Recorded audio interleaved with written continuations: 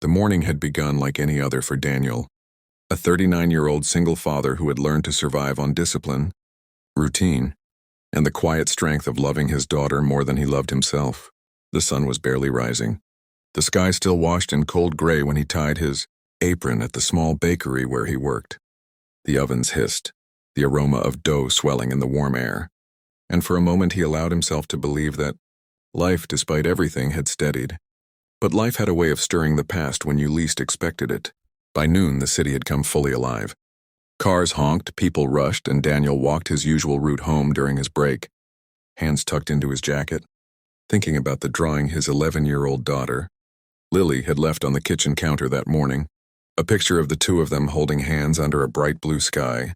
He smiled at the memory, her small voice telling him she'd finish it when she got home from school. He had no idea that within minutes, that small, innocent picture would feel like an anchor holding him steady while the world shook beneath him. His steps slowed as he approached the traffic signal near the old public library. A group of pedestrians clustered on the sidewalk, creating a small gap he had to squeeze through, and that was when he saw her, a woman sitting on the cold pavement. Legs pulled close to her chest, hair tangled, clothes worn down to threads. She held a cardboard sign with trembling fingers. Her eyes, exhausted and empty, stared at the ground as coins clinked into the small plastic bowl in front of her. Daniel froze. His breath stopped halfway, because even beneath the exhaustion, beneath the layers of dirt, beneath the brokenness, he recognized her. It was Claire, his ex-wife.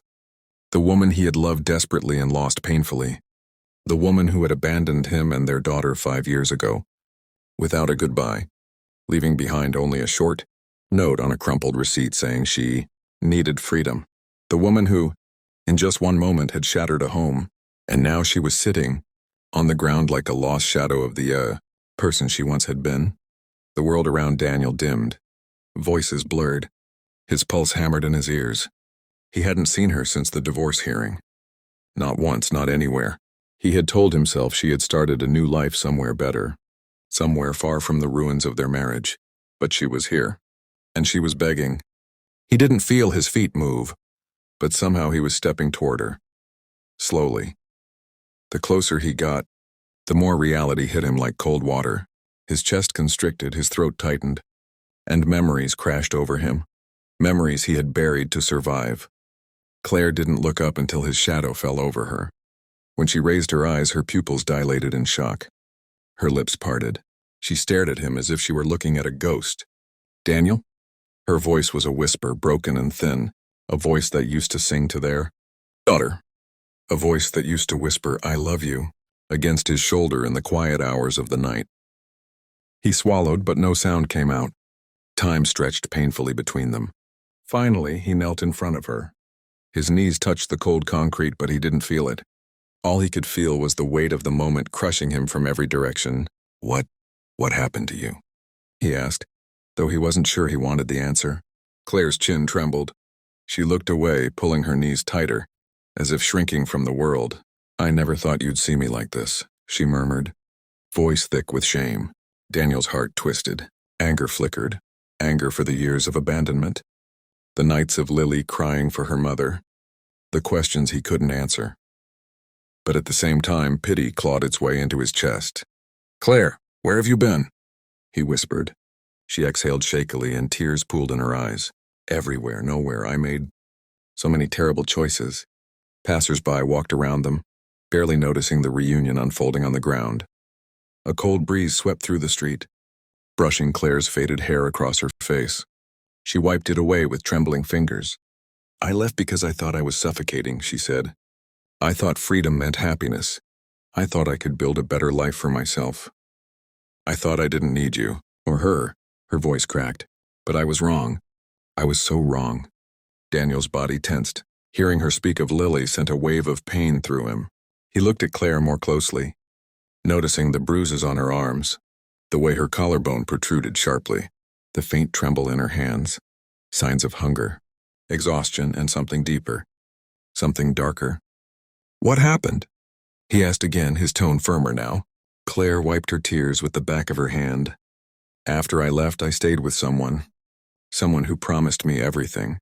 Promised he'd take care of me, help me start a new life, but he used me, controlled me, and when I had nothing left, he left me too. Daniel closed his eyes, jaw tightening. A part of him wanted to scream, another part wanted to walk away. But most of him felt something he wasn't prepared for, grief. Not for the marriage they had lost, but for the person she had become. "How long have you been on the streets?" he asked softly. "Almost a year." She hesitated. "I tried to get a job. I tried shelters. But everything kept falling apart.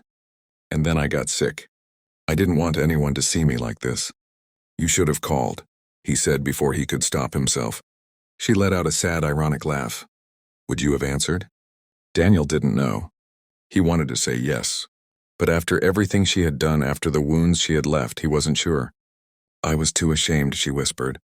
"I destroyed our family. I broke your heart. And I abandoned my own daughter."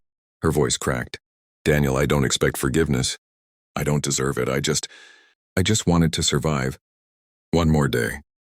Silence fell between them again, but this time it felt heavier, thicker. Cars passed. People moved. But Daniel couldn't lift his gaze from her. "Have you eaten anything today?" he finally asked. She shook her head slowly. He stood and gently extended his hand to her. "Come on," he said. "At least let me get you something warm." Claire stared at his hand for a long moment, disbelief filling her eyes. When she finally placed her cold, trembling fingers in his palm, Daniel felt his own throat tighten. She stood unsteadily, leaning against the wall for support. He took off his jacket, placing it around her shoulders. She inhaled deeply, clutching it as if it were the last piece of warmth in the world. They walked to a small cafe nearby, sitting in the furthest corner. Claire kept her gaze low, as if afraid someone might judge her for simply existing. Daniel ordered soup, bread, and tea. She ate slowly, her hands shaking with every spoonful. Watching her broke something inside him. This wasn't the strong woman he once knew. This wasn't the fiery, independent person he had fallen in love with. Life had hollowed her out, leaving behind someone fragile and lost. When she finally stopped eating, her eyes drifted up to him. How is Lily?" she asked painfully. Daniel inhaled deeply. "She's grown, taller, smarter, she paints a lot. And she asks about you less now." Claire flinched. "That's good," she whispered, though her voice betrayed how deeply it hurt. "She thinks you left because you didn't love her," he said quietly. Claire's eyes widened. Tears poured instantly. "No," she whispered. "I loved her more than anything. I was just broken." Daniel didn't respond. Some truths were too heavy to carry, and some wounds too deep to reopen. They talked until Daniel's break ended. But he couldn't leave her like this, not on the streets, not in winter, not with nowhere to go. No matter what had happened, no matter what she had done, she was still a human being. And once upon a time she had been his family. "Come with me," he said.